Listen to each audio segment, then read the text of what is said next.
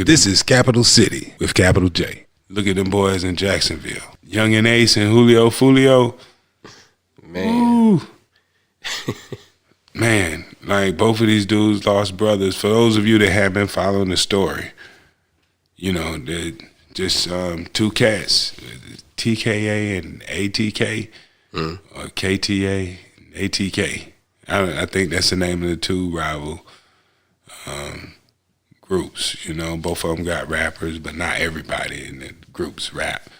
But the main dudes in each side is Young and Ace and Julio Fulio.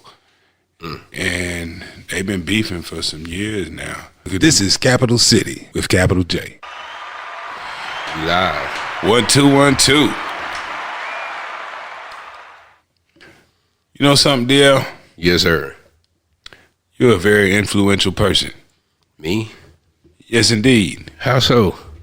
Well, there's somebody from back home that looks up to you. Oh, wow. And if you say something's cool, they're going to think it's cool. I hope I set a good example. Somebody paying attention to me. Hey, somebody's paying attention to everybody. Right. And some people got more influence than others. Huh. And we need to talk about what these people are doing with their influence nowadays. The good, the bad, and the ugly. The good, the bad, and the ugly. So let's get into it. Ladies and gentlemen, it's Capital City. I'm your host, Capital J. This is my main man, DL Glass. in the building. And this week we're talking about influence and what are people doing with it in our hip-hop community today. We always like to start back in the beginning. You know what I mean? Influence. Back in the day, hip-hop used this influence to get kids off the street. Instead of people fighting, they would come dance. You know, you even had dance battles. Right. You know, B-boys get together and dance. And there was aggression there. But, you know, the people involved in it said, we're going to use our influence to say that if you want to get some aggression out, you got beef with somebody, bring it to the floor. Yes. So, you know, the early influence of hip-hop, I say, was fairly positive. Did you used to break too? Yes, sir. Yes, indeed. Everything having to do with hip-hop I've done. You know? What was your best battle and what was your worst battle? Let me see. The best, I don't know. I remember my best moment was probably the first time I did the windmill at Martin Middle School. Oh, wow. And people saw me do it, you know? The bare floor, or you had something? It was just in the gym. In the gym. Yep. Perfect place too. Yep, perfect place. My worst, I did a suicide one time. Suicide. Yeah, this was in Greenville. And yeah, it was just a bad one. It went bad. You know, it's kind of like when you do a back flop. You know, you flip to land on your back. So, yeah, a bad suicide. I remember that. But you got up and kept it moving. I got up and kept it moving. Now, I was good with my poise. Okay, You know, one time, okay. at a talent show one time, I backspin so long, I got tangled up in the curtains. But I kept going. They gave me points for poise. Okay. But you know, hey, see, there it is. You see the feeling that we got from all of that right there. That's joy. That's good influence. You know what I mean? Right. Early on, rappers used their influence when they saw the community going bad. You know, they used their influence to try to make things better. Like I remember Run DMC and the president of the NAACP back in the day. I'm trying to think, was it Benjamin Hooks, maybe? But anyway, they put posters out saying, hey, if you got the right to vote, then go vote. And you remember DMC had a line back in the day, I got the right to vote and will elect. So Right. You know, went along with something they had already said. Mm-hmm. So they had a program like, yo, we're gonna get people voting. Mm-hmm.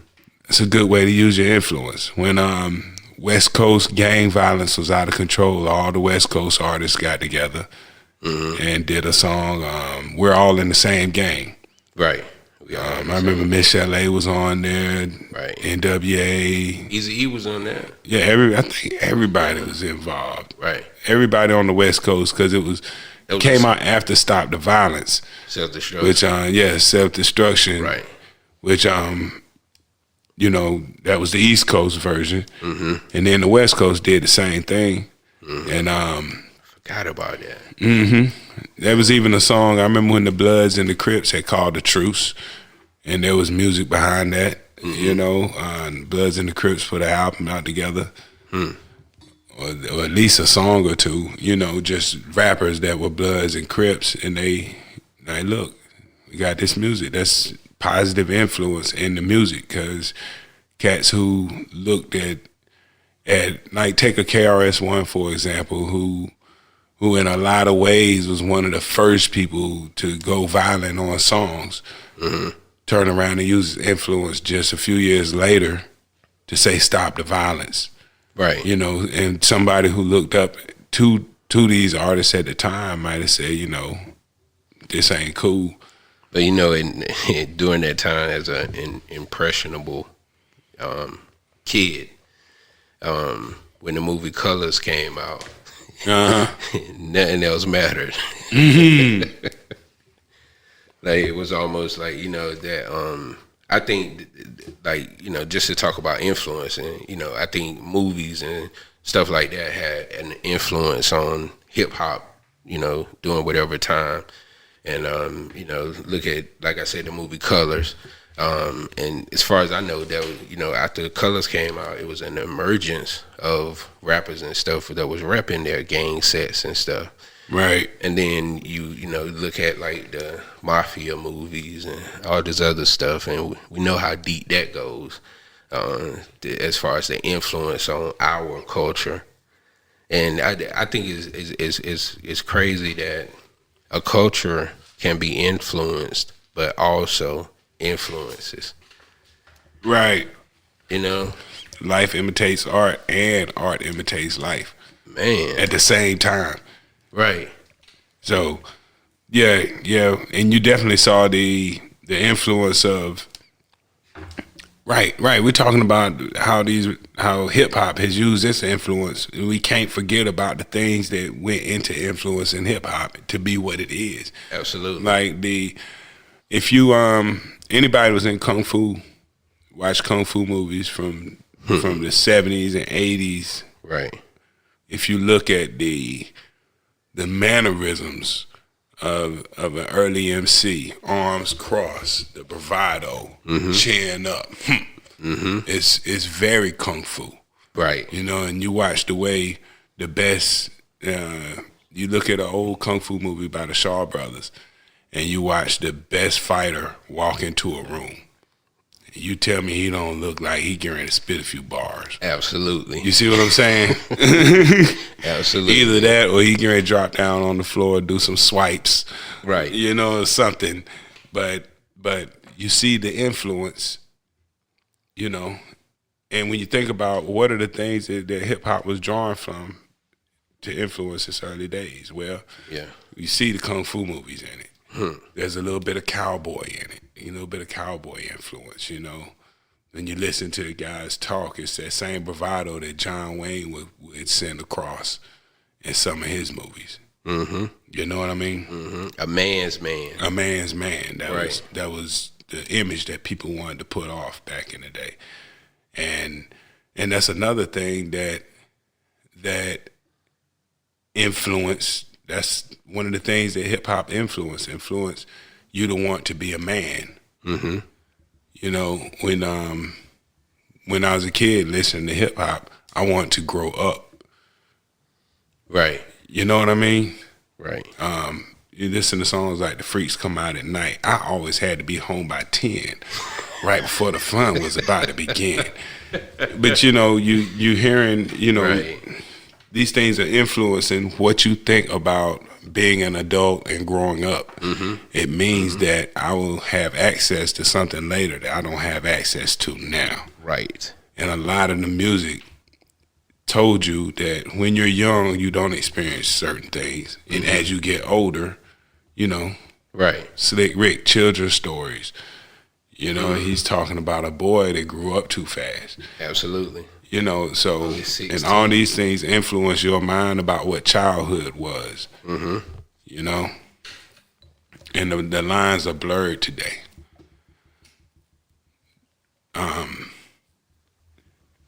Move forward to NWA and the gang era. You know, like you said, even though there was movie after movie during that time period too to support this transition to the gang lifestyle in music, but the music was headed that direction, and it was very influential in the streets. Absolutely. You know, the same way NWA was too. I remember, you know, people had a different type of defiance. Like when "Fuck the Police" came out, you know, I saw a change in the way people acted towards the police, and it was a different type of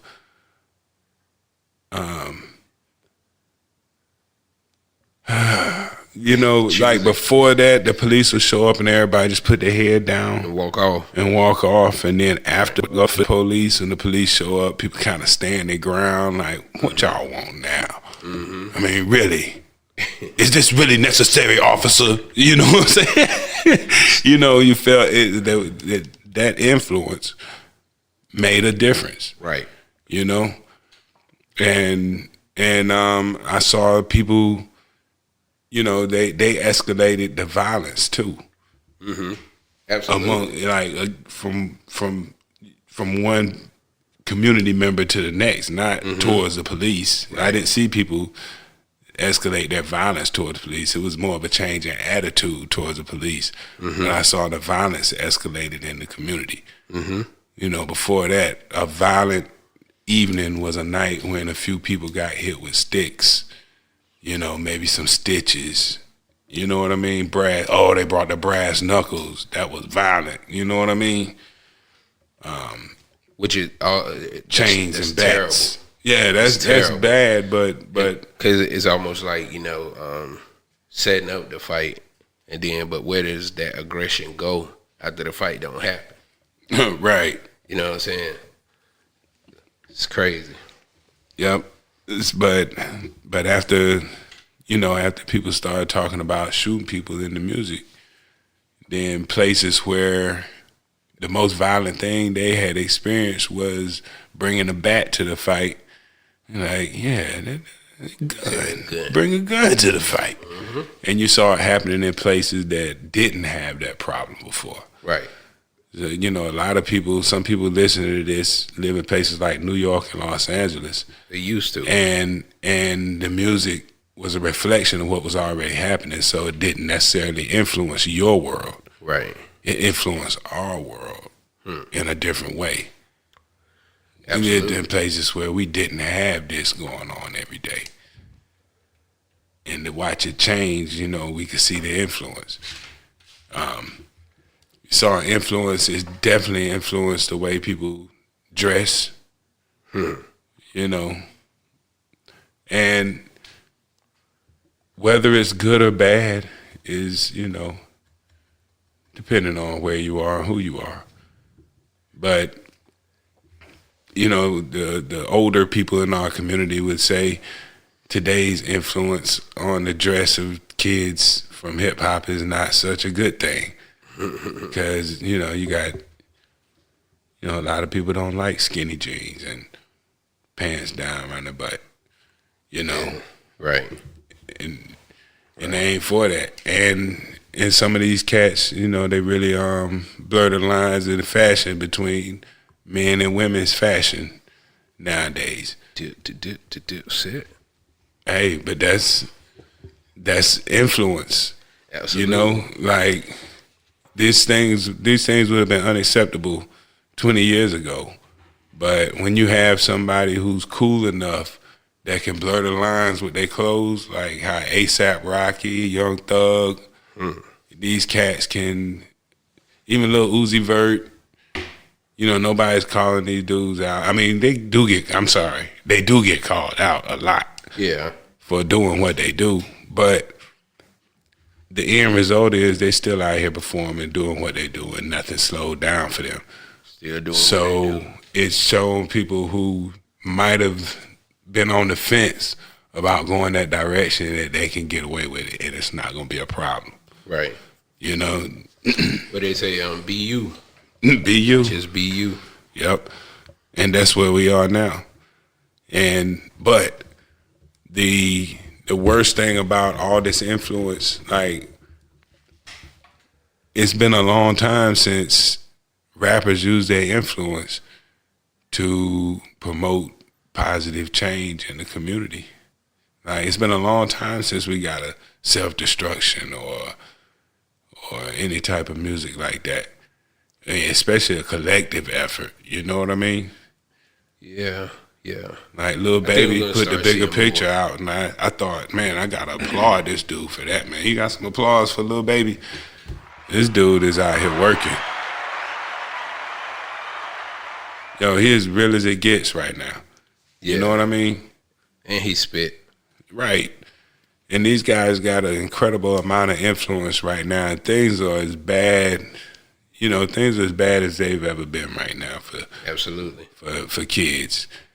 And dealing with it, you know, it's just so many guns out here right now. And they're not appreciating, you know, the value of life. And nobody, like, dudes rap about missing their homies when they gone, but ain't nobody rapping about putting the guns down. You know what I'm saying? Yeah. And we ain't talking about that no more. Right. Yeah, nobody's, you know? Yeah.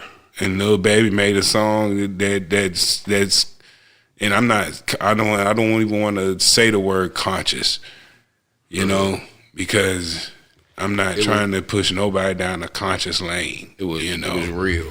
It's just, he's just spitting the real, and it's,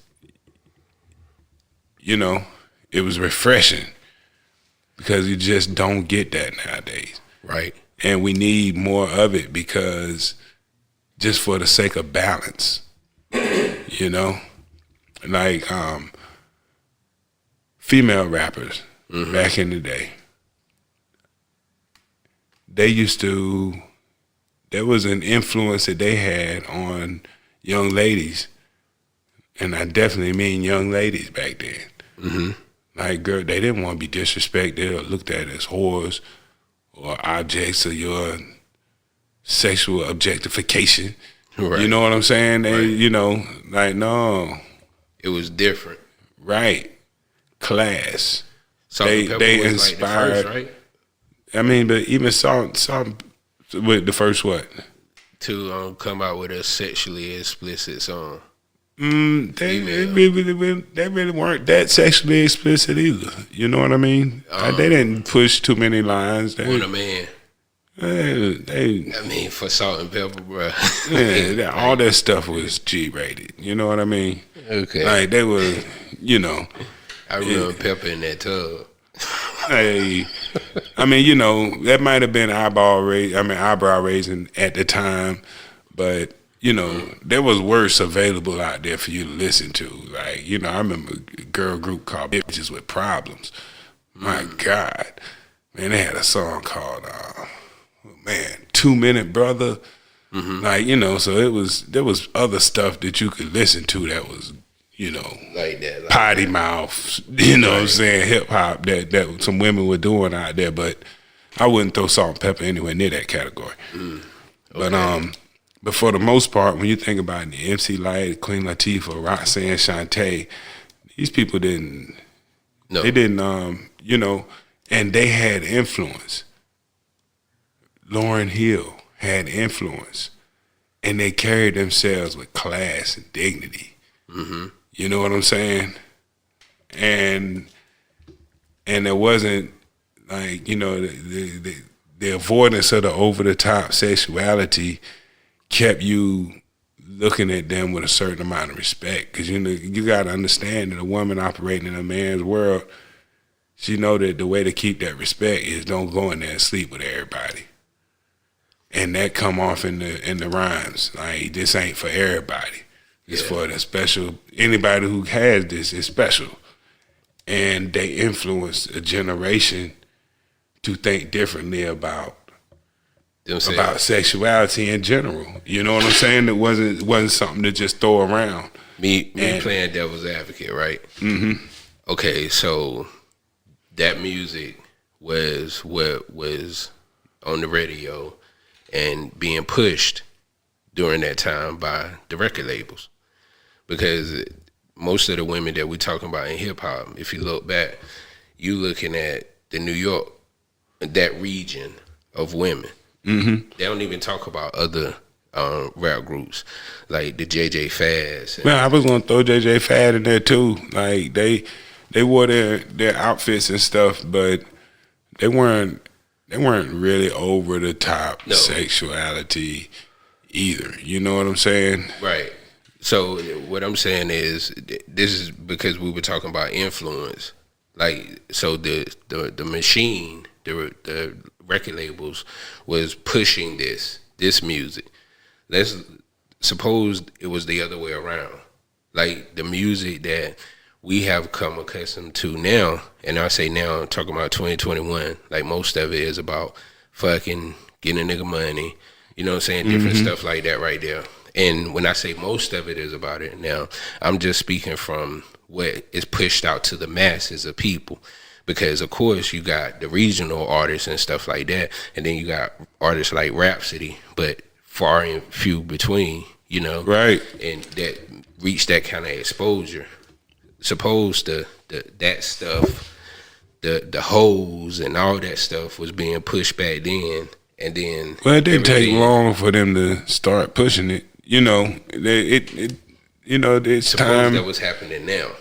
You know what I'm saying? You mean the same push for that type of music? You know? Well, and you know, the crazy thing is that the main, like, you think about quality control, they got the biggest grip on what's happening and stuff, and that's, you know, we own that. You know what I mean? So who's pushing it? It's us. Mm-hmm. You know what I mean? Yeah. We pushing that stuff, and we eating it up right now. Mm-hmm. So it is what it is. But I don't know if there's I don't think that, man, I hate to say that I don't know what the market is right now. You know what I mean? Like, because if you can use Rhapsody as an example, she's I think she's the best that you would have to offer as far as when you say cut from that cloth. Absolutely. You know, class, dignity, can rap, you know, checks all the boxes. So if that's the benchmark today, then her level of success would be considered the ceiling. Yeah, like, damn, yeah. For that genre, lane. for that lane. And you know, I don't know, but I wish there were more of her, because she's somebody like that influence. It's what's needed. You know, our young women need that too. You know, and if you live the life and the city girls, what they talking about touches your story, then that's you. But somebody else who ain't living that need to hear their story represented too. That ain't like all we do. You know what I'm saying? Right. And when you normalize stuff like that with your influence, you know, if all our most influential young women are talking about selling their bodies or taking dudes' money, not worrying about so much how he treats them so much as how much money they can get out of him. When you normalize that, you're not just creating a generation of women who gonna expect that. You creating a generation of dudes who ain't gonna know what to look for in a woman. You know what I mean? So Pop said that. I forgot exactly how he said it. You know, you got me, but right. Pop said it. Hey, well, we have a race of babies that hate the ladies. Right. That's insane. You know what I'm saying? And like I said, at the same time, I'm not like I'm saying there's room for every story, but we can't make our story. You know, we can't all use our influence collectively to send everybody down the same path. Right. You know, that's bad for business on every level. On every level. You know what I mean? Whether you think your path is good or bad, just sending people down the same path is wrong. Right. You know what I'm saying? You know what I'm saying? Once the diversity's gone, then there's no correcting a mistake. Right. Because nobody's thinking outside the box. Right. You see what I mean? That's deep. Right. Well, and that's the most influential thing is music. Music is so influential, and now it's not just the music. There's visuals to go with it, and these videos hold so much influence. Like, you gotta think there's songs that you don't hear on the radio, and if you're not paying attention to YouTube or WorldStar, you'll miss a lot of stuff that has some bad influence on the kids visually as well. You see what I mean? Right. Because if you you know, you start watching the video for every song you like, then you know you become desensitized to a lot of things pretty fast. You know, like you watch 20 videos, you might see a few murders. You know, might see the devil a few times. You know, blood dripping off or something. Like it's some insane content going on inside some of these videos. It's just weirdness for nothing. You know what I mean? Leave that joint on autoplay and Lil Nas X come up. You might see a lap dance with the devil. Like, what is going on here? You know, like so it's not just the music. Like the visuals are influencing things too, and if every time you see a woman in the video and you're a young girl, and you see that the only women that men are paying attention to, like, here goes the influence part. You're not just influencing young men who want to be like you, you're influencing young women who want to be with you. Facts. And 19, 20-year-old your man, he's appealing to 13, 14-year-old girls. Absolutely. And what they learning with the visuals that go along with the music is that they're not interested unless your pants off and your thong is up your butt and you're shaking your butt. Absolutely. Because anybody that's not doing that, they ain't looking at in the video. And this is not one or two people. This is over and over and over again. And after a while, like the result of that psychologically, that repetition, you know, like people are being molded to think a certain way. So, yeah, we as the hip hop community could do better using our influence differently, you know? That's crazy. Look at this is Capital City with Capital J. Look at them boys in Jacksonville. Young and Ace and Julio Fulio. Man. Man, like both of these dudes lost brothers. For those of you that have been following the story, you know, they're just two cats, TKA and ATK, or KTA and ATK. I think that's the name of the two rival groups. You know, both of them got rappers, but not everybody in the groups rap. But the main dudes in each side is Young and Ace and Julio Fulio. And they've been beefing for some years now. But, you know, it's in the city, everybody who's in any city and in their local rap community knows that if you've been rapping for a few years, you run across all the other rappers. Y'all all know each other. Absolutely. You know, whether you get along or not, you know each other. Right. And people you know each other. Right. And so what's going on in Jacksonville right now is just, you know, it's an extended version of every city's rappers, but this is an extreme version of what happened when they don't get along. You know? And retaliation, and then, you know, next thing you know, they're making videos about each other. And they're extremely disrespectful.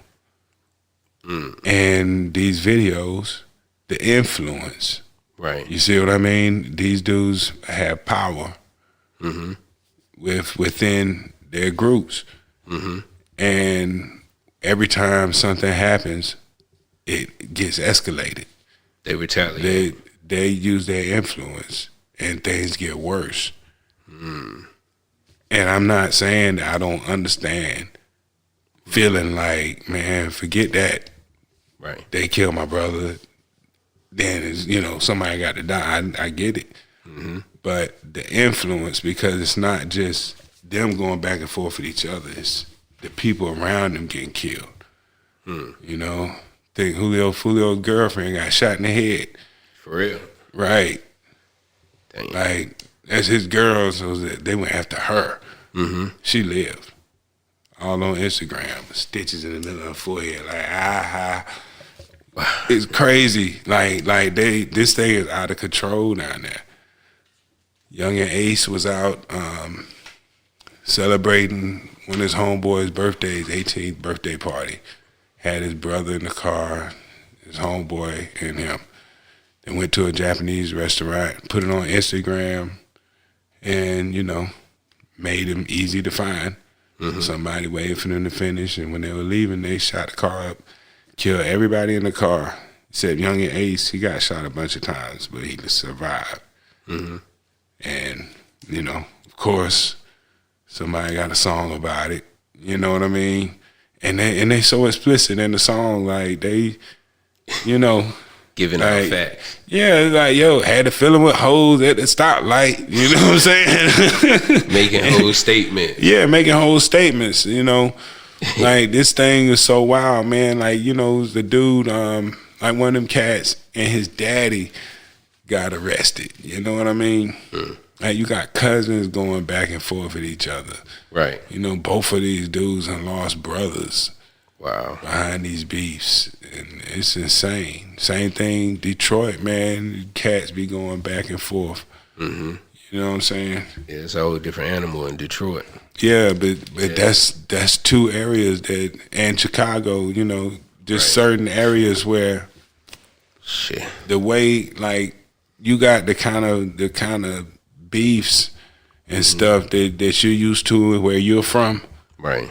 But man, what's going on in places like Jacksonville and Chicago and Detroit?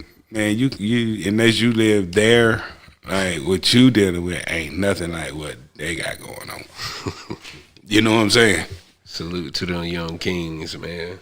Yeah, it's a whole different type of, you know, whole different type of survival going on. Yes, sir. You know, but that's how you wonder, like, how much influence can the music have in a place that's that far gone? Like, you know, I know that, like, and you know, I wonder how much a positive, you know, how much a hardcore gangster rapper going positive, how much difference can somebody make, and who would it take? Like, who has that type of power and influence to even make a difference in what's going on right now? Man. Like, I really think Lil Baby has been influential, you know? I don't know, man. You know, I rocks with Lil Baby. You know, I'm a fan of his. I think he can spit. That's what made me start paying attention to him. Right. But he got a major team behind him, you know. So, and I think this is a testimony of if the team push it, good or bad, it's gonna go where it goes. So maybe the answer, like the most influential voice in hip hop, could be maybe the whole. I think Quality Control probably got the best grip on things as a unit right now. Probably, what you think? Nah, not so much right now. Well, I think it's kind of spread out because you got, Quality Control, you got South Coast Music Group, but you got Baby and them. Right. It's a few of them out there. And this ain't 4 or 5 years ago either. Yeah, I just think if the machine got behind any of them that's doing something other than, like the machine kind of got behind J. Cole, giving him access to certain things, And see, he goes without saying, but it's almost like it takes somebody who you don't expect to step out and say this stuff to make people listen. Well, I think you gotta be special. You know what I'm saying? And when I say you gotta be special, it's gotta be in you, and you gotta have the skill to do it. Like, I don't know. I think I just think that it's possible. I think it's possible to have a shift in hip hop. To it ain't got to go back to what it was, but it could be something other than, like you said, the path now. It's gonna change just because things always change, but the mark that this part of hip hop, the legacy that this is leaving. The bar is pretty low right now. As far as what talking about creativity. Well, no, I'm just talking about in general for. The bar for the show was about influence. Mm-hmm.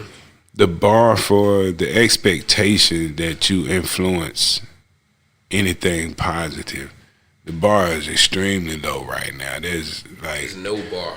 Yeah, there's no I don't know. I think that rappers back in the day, coming from parents who had gone through the struggle of civil rights and desegregation and all this stuff, there's one generation removed from that, they felt an obligation not to destroy the community. You know what I mean? So, there was, it's like, hey man, there's certain things you're just not going to do and say because it's not good for us. Mm-hmm. And that's gone now. That feeling of responsibility. Mm-hmm. Well, I think that like you said earlier, the value of not just human life but self has gone down so much, and like you normalized through stuff like music and movies and just under that whole umbrella, and stuff happening, access to media. And, because you could just you can go on Google and look at the news and see what's going on, and so-and-so, and so-and-so, and, just having that access, Yep. And, like, music is, in its purest form, is a form of communicating, Mm-hmm. And, having dinner with your kids and sitting down having a conversation with them. Music has that much impact. You could do this every day, and your kid could be listening to a certain kind of music, and all that stuff goes out the window because this music, in the form of communicating. Because if somebody takes the time to listen to anybody's music, first of all, they gotta be, I guess, intrigued or something by the communication style, and right.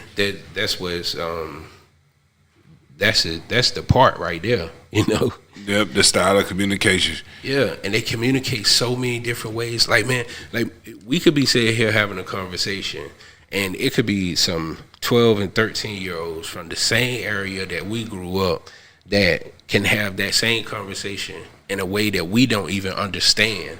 And we talk about the same thing, but the lingo is different. Yeah. You know what I mean? Like, it's so much stuff that could be thrown in and hidden in music. And that's where some of the bad influence comes in too. Some of the stuff that's hidden, the hidden messages. Mm-hmm. That's where them boys got in trouble down there in Jacksonville, because the cops are starting to pay attention to those hidden messages. Mm-hmm. And the lingo. Mm-hmm. You know, they're learning. Right.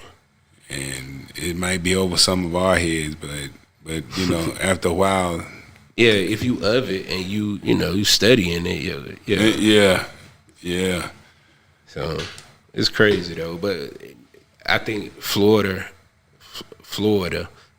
has always been like this on some levels, and I'll tell you a personal experience of mine.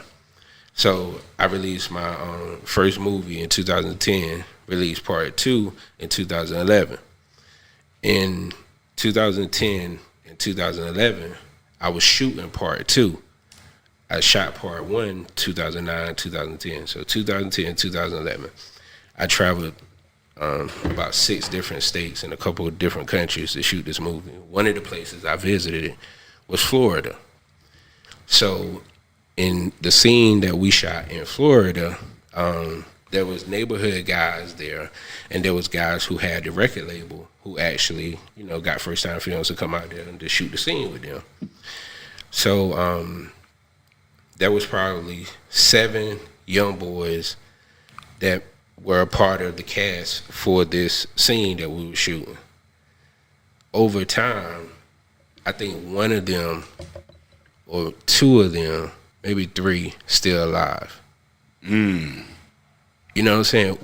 When we left from down there, Dateline did an expose on 2 of the guys who were in the scene, because they were rappers in the area, and the amount of guns and stuff that they were showing in their videos, it was concerning. I think that's what they said. It was concerning to the local law enforcement. Right. And like I said, this was 10 years ago. Yeah. So to hear about Duval County, pull out the steam out in Jacksonville, like it don't surprise me that it's happening. Because like I said, we was talking about it earlier. Like, personally, I know something similar to what you're saying happened out there, and it's like. And see, I remember the over-the-top amount of guns in the videos. To me, early on, that seemed to be an exclusively Florida thing. You know what I'm saying? Just ridiculous guns. Like, everybody in the scene. Everybody in the scene got their gun? Yup. Okay, ready, action. Let me tell you something. So, first of all, in 2010 or 11, when I went down there, I didn't have a, per se, film crew. It's me and my backpack and my bag, my equipment. Mm-hmm. So when I get there, of course, one of my producers, he put the trip together for me. Right. So when I get there, I walk in the house and I put my bags down and I turn around and I walk right back outside. I ain't say nothing to nobody. I called him. I said, yo, shout out D Hill, man. I said, D, I'm good down here, right? He said, yeah, why? I said, I'm just making sure, I said, I'm good. He was like, yeah, you good? I said, okay. He said, why you keep asking me that? I said, because why when I walk in the house, it's about 8 youngsters in there, everybody go for that gun. Like, everybody had a gun waiting for this. But the name of the movie, this plug, The Hood Classic Heat, it was about a gun dealer. So I was going there with that's the scene. I'm going there to buy some guns from them. Right. So they all excited. And like I said, this record label was doing pretty good in the area, down there then. But that was just crazy. Yeah, man. But see, that's one thing too. Talking about the influence of videos, how it started off like, man, boys in Florida, like, forget that, man. Everybody, I want to have rifles and shotguns, pistols, machine guns, all kind of stuff in the video. And if you look around, it's regular across the board now. Mm-hmm. But back then, that was just a reflection of what just going. That's what's going on there. Right. And you saw it firsthand. Right. you know, it really is like this. Everybody really does have a gun. Mm-hmm.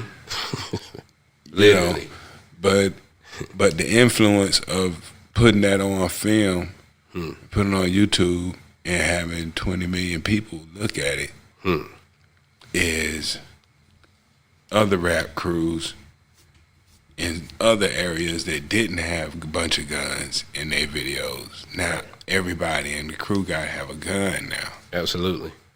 And, you know, the influence. Mm-hmm. You know, you wonder why so many people getting shot right now. Because everybody got a gun. Why everybody got a gun? Well, you got a generation of people out here right now on the streets have been raised watching everybody have a gun. Am I lying? No, you're not. I mean, you know, like they just coming of age right now and they out in the streets. They having the time of their lives, but everybody got a gun because that's what they grew up looking at. Absolutely. That's the influence. That's the influence. You know, and that was all that was being fed for the most part. Mm-hmm. And why girls out here out of control? Because look what they've been looking at for the past 10 years. Every time they see themselves in the video, they shaking their butt. Yeah. And it used to be that maybe in the guy's video, all the girls shaking their butt, but when a girl rap, she ain't shaking her butt. Like you ain't not one time seen none of them old school rap chicks shake their butt. Right. Not once. Well, I said we was doomed when I forgot the name of the song, but Beyonce dropped her video for this song, and her and Serena Williams sitting in chairs, and the women twerking around them. Who is this? Beyonce and Serena Williams. When was this? A few years ago. Yeah. Yes. I said, see? What? They just changed the game. But to me, that message meant I'm comfortable in who I am. I'm successful enough that I could be treated as or do the things as my counterpart, I guess. Because I said that the average, and this is my opinion, I'm gonna say it. I think the average Bonquisha that looked at that video and said, "Shit, I don't need a man for nothing." But the problem with that is, if you send out that message, as soon as the video was over, Beyonce went to her husband and Serena went to her fiance, which is now her husband. You know what I'm saying? So I was like, I just, influence. Influence. You know what I'm saying? Influence. Like how that message, you know what I'm saying, it resonated with me. And, the two most powerful, in my opinion, two of the most powerful black women during that time, Beyonce and Serena Williams. Serena Williams winning championship after championship. Beyonce winning award after award, still dropping them hits. But I'm gonna shut up. So why is girls twerking all around them? They got so much power, like, and they don't need that going on for you to listen to what they saying. Or it's and that's okay. It's okay for y'all to do this. Like, I get what you're saying, that you know what I'm saying, if you were saying this, that it's okay for you to be yourself and do what you do. But I'm just saying, like, you just gotta look at how that could be perceived. You know what I'm saying? And y'all are the most, like, this is okay. Like you said, leading down the same path. Right. You know what I'm saying? Right. But on the same album, they talked trash about Beyonce because she talked about giving her husband head in the back of the car. What was her husband? It's the message. Hey, man. It's the message. Hey, values out the window. and that's what's missing, man. Class. Yeah. And like I said, ain't nothing wrong with twerking. But there's a time and place for it. Twerking is not the thing that's supposed to be normal. That's the exceptional treatment. You get that at strip clubs, you know what I'm saying? You get that at parties. But, it shouldn't be the norm. It ain't the norm. Like 3 and 4-year-old girls ain't supposed to be twerking. You post it on Facebook like, that's cute. That ain't cute. It has to do with accountability. You know, because twerking is essentially a simulated sex act. You want a little 5 or 6 year old girl doing that, and that Cardi B, all her music. Yeah, there's not. I mean, you know, Daughter ran in the room, and she shut the music off and started twerking because her daughter ran in the room. What? Hey, well, at least she was saying, hey, this ain't for kids. Yeah, she did say that now. She said it after. Hey, well. She didn't say it before. It's out there for the kids now, though. But it ain't for kids. You know what I mean? That's a tough place to be in, is what I would say. Having to choose, you know what I'm saying? Because morals or paying my bills, I guess that's a hard place to be. Well, you always make more money the less morals you have. So, I mean, it's not, you know, that's always going to be a choice. Like, you know, the less morals you have, the more money opportunities are out there for you. You know, if you got high morals, then, you know, your options are going to be a little bit more limited. Because there's going to be certain things you're just not going to do for money. Right. But if you do anything for $1, you can make a whole lot of money real quick. Real quick, yeah. You know? But then again, somebody's looking at you and like I said, everybody's influencing somebody. You know what I'm saying? Yeah. Yeah. But we gotta do better, people. Right. You know what I mean? That's what it comes down to. You know, and we need somebody somebody with a big voice to we need some major influence in the right direction fast. Right. You know what I mean? We need a movement of that, man. We need a whole bunch of people to get away from the jive. Right. You know, it seemed like Nipsey Hussle, and from everything I hear, it said Nipsey Hussle was trying to get some positive direction going before he passed. I never got a chance to see it come to fruition. Right. But I think he could have had a big influence, you know. And maybe he could have influenced what with YG, that connection that they had. You see what I'm saying? That's the type of stuff that we didn't get to see happen, but I think those two guys could have possibly been very influential had Nipsey Hussle stayed alive. You know what I mean? Yeah. Yeah. You know, just two guys showing that it's bigger than what colors you got on, man. There's business out here. Let's do this business together. Man, I think that's hard to do in this genre of music. Yeah. How can you tell me anything about the streets if you don't be out here? Hey, but all them dudes out here though. I have been. Yeah. You know, that's why they got the influence. That's why they got killed. You know?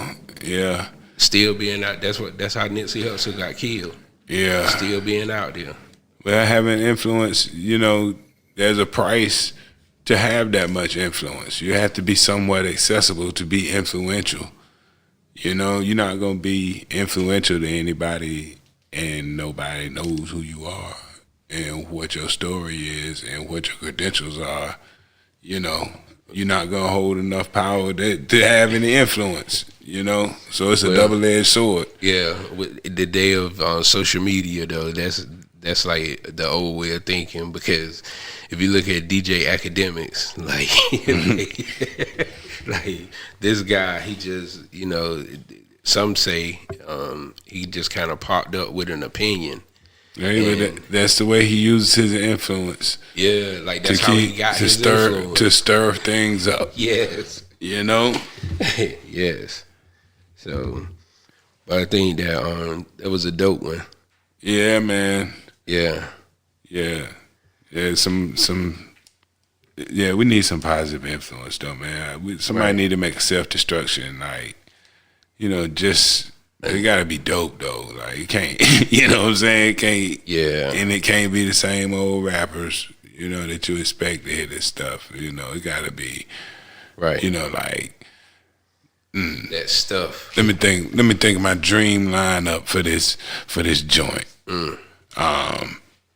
Before we go, Help me out with this one. Help me out with this. NBA YoungBoy.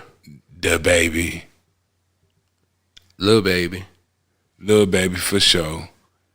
Young Thug. Stop right there. This an ensemble joint. Like, you know, Self-Destruction had all the heavyweights. Yeah. You know what I'm saying? Too many to name, man. Somebody gonna get offended. Somebody gonna get offended. Yeah. Stop the violence. Okay. Peace. All that. These dudes, it would matter if they were on this song. You know what I mean? Man. And Gotti. He said, and Gotti. Yep. Okay. On the song together. Yeah, man. Too many people to think of, man. Too many. I know, right? There's so much stuff going on so many different places, man. Yeah. And you know the crazy part about it is when you're thinking about something like that, you got to think about some of these people might have had influence for a moment, but the influence lasted. You know what I'm saying? That moment has such a lasting effect, but those people, they might not still have the same influence right now. Like a Jeezy. Yeah, absolutely. Yeah. But Jeezy, you know what I'm saying, credit to him for having influence on hip hop. But you know what? I think he's already kind of taken that positive turn though a little bit. You know what I mean? Like, yeah, he's awake. They're about to do a reality show. Yeah. Yeah. Yeah, so it wouldn't be a surprise to see him on something like that. Yeah. But yeah, I want to get all them cats. They got all the guns in their videos and all the girls. You know what I'm saying? Just right. Kick something that just make people be like, yeah, I need to think about that too. You know, like voting in the midterms. They need to get together and make a song about voting in the midterms, why it's important. Yeah. You know? The bad right there, dude. You know, he might double the lines. You know what I'm saying? Right. Like we talking about influence just to close on something. Just how much influence somebody had. Coca-Cola lost $2 billion in shares last week, or a few weeks back, or however long ago it was when you listen to this podcast. When Cristiano Ronaldo, I think that's his name, the soccer player, I might have gotten his name wrong, but there were 2 Coca-Cola bottles in front of him at a press conference. He was getting ready to speak. He moved the Coca-Cola bottles and put a water bottle up and said, "Agua," like drink water. You know what I'm saying? And Coca-Cola lost $2 billion in shares. Like their stock dropped. Stock dropped. Just because of that. Because of that. Talk about a moment. That wasn't even in America. You know what I'm saying? You see what I'm saying?